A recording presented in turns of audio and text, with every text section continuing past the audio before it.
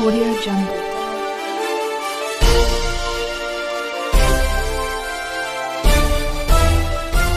Audio Jungle. आपण पाहत आहोत सी न्यूज महाराष्ट्र।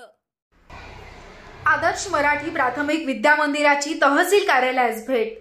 शिक्षण प्रसारक मंडळ द्वारा संचालित आदर्श मराठी प्राथमिक विद्या मंदिर महावीर नगर चिखली शाळेची तहसील कार्यालयास भेट। शिक्षण प्रसारक मंडळाचे अध्यक्ष रामकृष्ण दादा शेटे आणि सचिव प्रेमराज सेठ भाला यांच्या कल्पनेतून साकार होत असलेल्या गेल्या 5 वर्षांपासून क्षेत्र भेटीचे आयोजन केले जात आहे। दिनांक 5 डिसेंबर 2024 वार गुरुवारला वर्ग 4 ते 7 च्या विद्यार्थ्यांची चिखली तहसील कार्यशाळा शाळेच्या मुख्याध्यापिका सौ नानी लोणकर यांच्या मार्गदर्शनाखाली आणि उपक्रम प्रमुख गजानन जाधव यांच्या नियोजनातून तहसील कार्यालयास भेट देऊन तेथील कामकाज याविषयी माहिती मिळवली। चिखली तहसील कार्यालयाचे प्रभारी तहसीलदार मुरलीधर गायकवाड आणि निवासी नायब तहसीलदार वीर साहेब यांनी विद्यार्थ्यांना मोलाचं मार्गदर्शन केलं।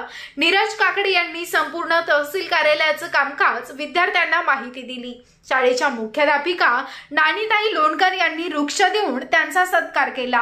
पुस्तकी ज्ञानाव्यतिरिक्त विद्यार्थ्यांना कृतीयुक्त ज्ञानाची जडणघडण होण्यासाठी विद्यार्थ्यांमध्ये नवचैतन्य निर्माण करण्यासाठी यासारखे उपक्रम शाळा नियमित राबवत असते। या उपक्रमाचे तहसीलदार गायकवाड साहेब यांनी सर्व शिक्षक आणि विद्यार्थ्यांचं कौतुक केलं। तसेच सूत्रसंचालन गजानन जाधव तर आभार प्रदर्शन प्रमोद जाधव यांनी मानले। यावेळी कार्यक्रमात सुभाष डोंबळे, युवराज जाधव, छाया पवार शिक्षकांचं विशेष सहकार्य लाभलं। सी न्यूज महाराष्ट्राकरिता संपादक शेख चांद। सदस्य ग्रामपंचायत सदस्य असे निवडून द्यायचे।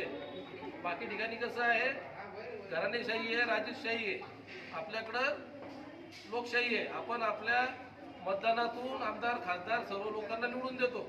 त्या सर्व निवडून देण्याचं निवडणूक संदर्भातचं सर्व कामकाज या निवडणूक विभागाच्या अंतर्गत चालतं।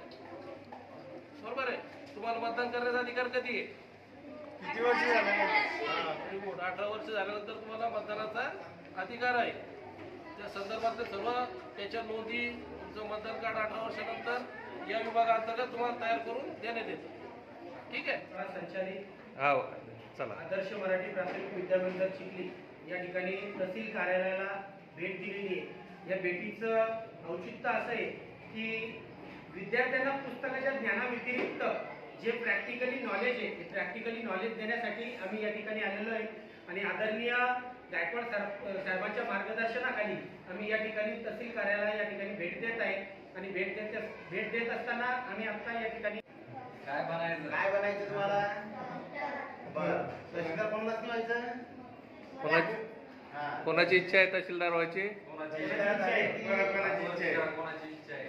ही केबी, ही खुर्ची, बंगला, गाडी आणि सगळे अधिकार शासनाच्या वतीनं जे तहसीलदार असतात ते वापर मिळतात। याच्याकरता काय करावं लागेल सर?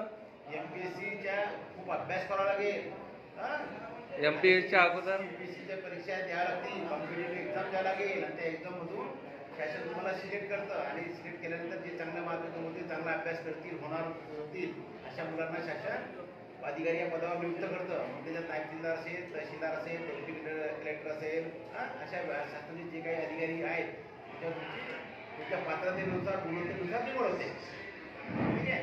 हे सिव्हिल ज्युडिशियल कोर्ट आहे, त्यामुळे इथं कोर्टाची सुद्धा कामं चालतात। ऑफिस पण आहे, कोर्ट पण आहे। म्हणजे या पोस्टला दोन्ही अधिकार आहे, सिव्हिल ज्युडिशियल पण आणि कार्यालयीन पण। हे पद तालुक्यातल्या प्रमुख अधिकाऱ्यांपैकी प्रमुख पद असते। ठीक आहे। शासनाचा कारभार सर्व इथून तालुक्यातला आणि प्रशासकीय यंत्रणेचा इथून पाहिला जातो, नियंत्रण ठेवलं जातं। ठीक आहे। चला, थँक्यू।